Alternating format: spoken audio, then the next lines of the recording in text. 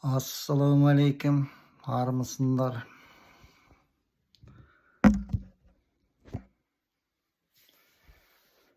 Tағы da эфирге шықтық. Құрметті көрермен мен тыңдармандар. Бүгінгі мәселені еркек деген сөздің сипаттамасын беріп көрейін деп тұрмын. Берілмесем. Бұрынғы кезде шалдардың бәрі қалтасында шаппалар жүретін еді. Кейбір жерден бәкәрә дей ме, сөйтеді. Ол жиналмалы складной нож, орысша айтқанда. Сол складной ножды шалдар ұстады деп айтайық енді. Ол кезде шалдар енді мен бала кезімде, қазіргі мен жасымдағы кісілер шығар. Сонда сүйек мүжігенде шалдар қалтасынан шаппасын алып, шаппасымен сүйекті мүжетін еді. Қазір мынандай да сөз бар. Сүйегім сатпайын бәлен түген деген әңгімелерді айтады. Оны кейде еркектер де айтатын болыпты. Сүйегім сатпайын деген негізі әйелдер айту керек, менің түсінігім бойынша. Олар жаңағы өзінің руынан, қалыптасқан шежіресінен шығып, руынан басқа руға келгенде, сонда бар қалжың-қалжыңмен, жеңгелеріменен, қайнысын қалжыңы, нағашы енді қалжыңдар. Сонда айтып келгенде, негізі бірақ әйел адамның төркіні жоқ қой. Тұратыр. Қайын жұрт жоқ. Сондықтан әйел адамның түскен жері өз жұрты ол саналады. Сол себептен кейде жаңағы сүйегім сатпайым деген әңгімелерді айтады әйел адам. Қазір еркек адамдарды айтатын болыпты ол әңгімені. Енді сүйек мүжігенде әйелдер тісін тигізіп, пышақсыз сүйекті мүжей береді. Еркек адам сүйекке тісін тигізбеу керек. Ол костяк сүйек деген жаңағы сакральный,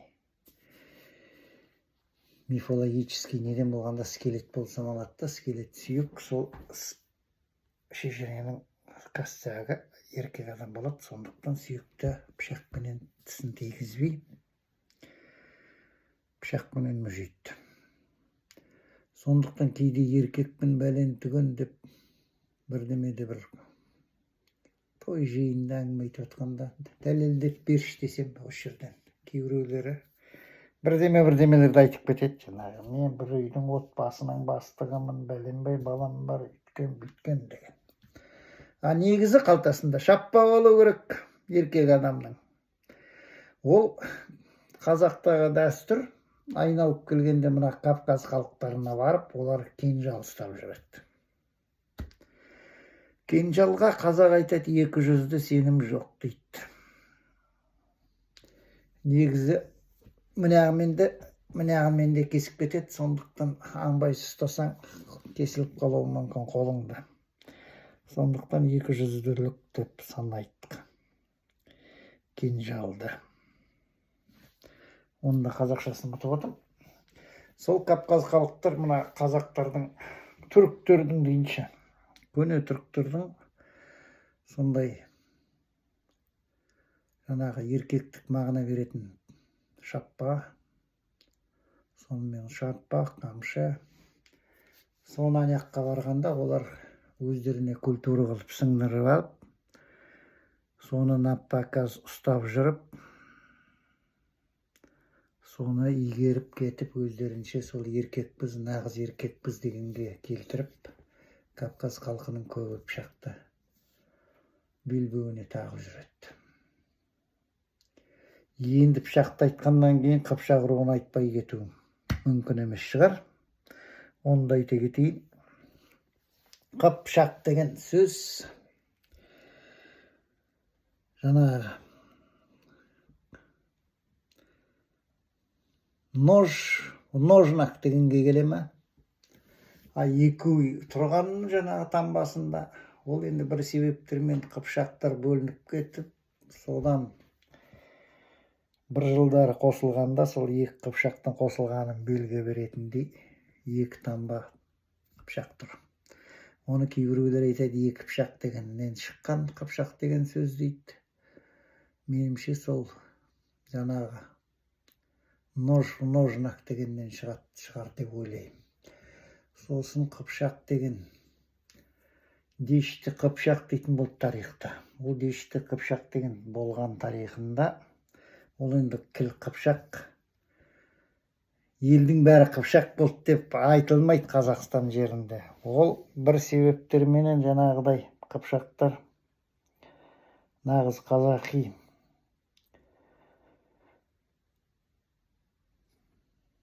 идеологияны ұстап, мән мағынасын жоғалтпай, соны қайтадан мың өліп мың тірілгенде қалай еді, сол идеологияны основной халықтың идеологиясы болып қолданып шыққаннан кейін, содан бәрін енді қыпшақтардың ішінен бір зиялы адамдар болған шығар, бір қыпшақтың руы сөйтіп ұстанып, сол мұтқан культураны қайтаны жаңғырған шығар. Сол себептен келген адамдар мына таң қалып сұрайды, путешественниктер, тағы бірдемелер, бұл жерде қандай дәстүр деп. Сол қыпшақтың дәстүрі деген дей қылып айтып, содан қыпшақ деген тарихқа кіріп кеткен. Және әйгілі Қобыланды батыр дейтін батырлары болды. Ол батыр жалғыз қазақтың батыры деп айта алмайды. Бір жылдары Әзербайжандар біздің батыр деп айтып, жаңылыспасам ноғайлар менен түркмендер де сондай претензия қойған. Сосын Совет үкіметінің кезінде ол теманы жауып тастап, қазан жабылып қалған. Енді қазір де айтуы мүмкін, бірақ енді қазіргі заманда мен естімен. Сөйтіп қазір айтады ғой, қыпшақ қазақтың синонимі қыпшақ деп. Ол енді қазақтың синонимі қыпшақ емес, қыпшақ қазақ болды дегенге келеді. Енді оны келетін себебін айтайын. Адай дейтін күй бар. Оны әйгілі қазақтың күйшісі Құрманғазы жазып кеткен. Бір бұрынғы деректер бойынша бір кете руынан шыққан сияқты еді. Қазір қай рудан шығып тұр? Байұлыдан шығып тұр қазір. Байұлыдан енді қай дерек олды шындыққа жанысатын, қайсы жаныспайтын тарихшылар шеше жатары. Қазығұрттан шығады дейді қазір. Қазіргі деректер бойынша баяғыда мен Совет үкіметінің кезінде кітап оқып нетіп жүргендерімде, сонда ол кете руынан шыққан болып саналды. Қазір Қазығұрт руынан шықты деп жазып жатыр. Енді қазіргі тарихшылар мен көп сене бермеймін. Негізі Совет үкіметінің кезінде цензура болды, сондықтан өтірікті ол кезде өткізіп жіберу өте қиын еді. Шындықтың өзін өткізіп жіберу қиын еді. Советтің жаңағы несіне қарсы келетіндей болса. Ильяс Есенбердіңгі сол үшін қуғынға түсті. Мұхтар Әуезовтер де сол үшін қуғынға түсті. Сондықтан сондай себептерменен жаңа нағыз қазақтың күйін көрсетіп, адай руымен көрсетеді Құрманғазы. Бірақ ол сол кездегі Құрманғазының түсінігі бойынша қазақтылықты сақтап келатқан адайлардың руы болып саналған. Адайлар енді бір тұтас бір облысты ұстап отыр ғой.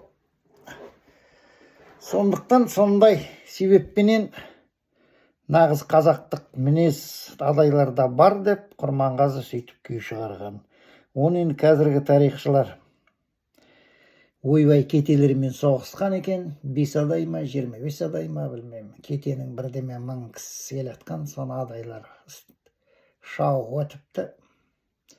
Сондықтан адай күйіне адайларға тәнті болып, Құрманғазы күй шығарған дейді. Ол енді шындыққа жанаспайтын зат. Сондай өтіріктер қазір көбейіп баратыр. Енді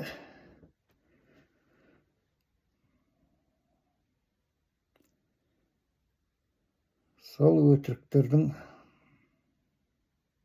менімше сипаттамасын беріп өткен сияқтымын. Сондықтан еркек адамның қалтасында шаппа жүру керек. Ол бір себептерден жаңағы жын шайтаннан сақтайды дейді. Енді қазір жын шайтанды айтсаң ешкім нанбайтын шығар. Енді бұрынғы кезде болған дейді ғой. Соғыстың кезінде ауылда қатын қалаш қалғанда жын шайтандар кәдімгідей көшеде жүрген дейді. Оны енді мен өтірік шынын білмеймін, естіген әңгімем. Сондықтан оны да айтып өтсем бе екен, бірақ ешкім нанбайды ғой. Ладно, оны менен тоқтайын. Солай.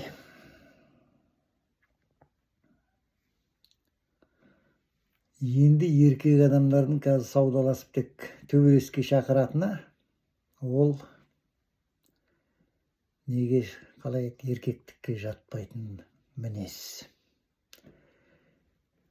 Қазір енді стримде отырып тек бері кел,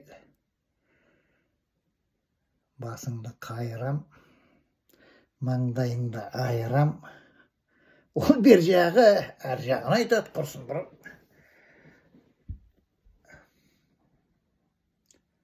Зектері ондай әңгімені айтпайды қазіргі.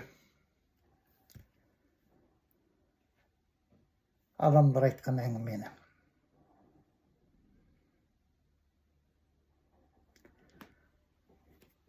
По понятиям.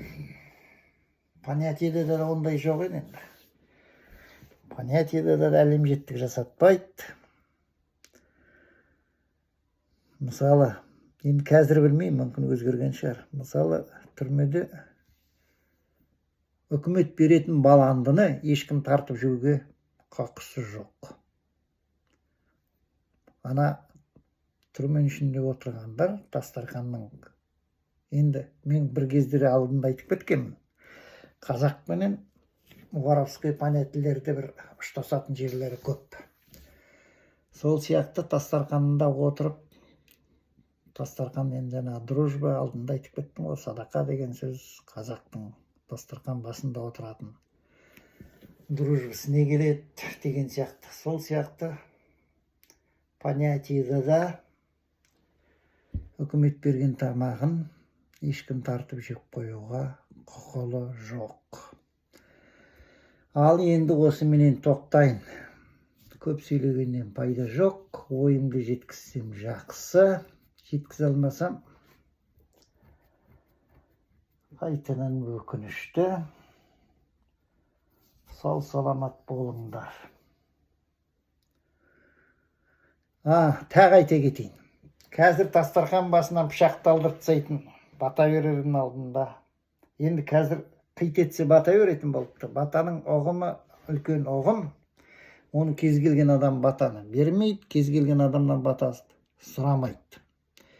Ал ас қайыру деген қалып баратыр. Бұрын көбіне ас қайыратын еді. Қазір кісі өліп жатса да бата сұрайды. Той болып жатса енді бата сұрауға тұрады шығар. Ал енді кісі қайтып жатқанда бата берді деген, бата сұрау деген, ол енді неге жатпайды. Қалай әдептіктікке. Сосын қазір енді садақаларды бұны неге айтып едім мен? Пышақты алдыртсайтын. Далаға кетіп қала жаздаппын ғой. Сол пышақты алдыртсайды. Пышақ негізі Дастархан басында тұратын зат. Ол пышаққа да бата бермейді. Дастархан басында тұрған асқа бата беріледі. Ас қайырылады. Ас қайырылғанда ананың бәрі тұрады. Дастархан жиналмай. Қазір бәрін көтеріп алып кетеді де, содан кейін барып ас қайырады. Ас қайыру солай болу керек. Шо сияқты меніңше. Ең бірінші адамның рухани азық ол жаңағы сенімдің мынау тән азығы ас. Сондықтан аспенен ол асты табатын пышақ. Ең бірінші жаңағы пышақтар тастан жасалған, содан кейін темірден жасалған. Сол пышақ құрал ретінде қолданып ана заманда. Сондықтан пышақты дастарханнан алып тастауға келмейді. Қайшыны іліп қоймайды. Қайшы дейтін әжем бар да, киіздің астында жататын. Қайшыны көрінетін жерге қоймайды. Үйге келатқан пайданы қайшылап кесіп тастайды деген ұғымменен, сосын даже кісі қайтқанда қайшы қолданбай кебінін тігеді. Пышақпенен. Сондықтан пышақты дастархан басынан алу қателік. Ал осымен сау болыңдар. 16 минут сөйлептім.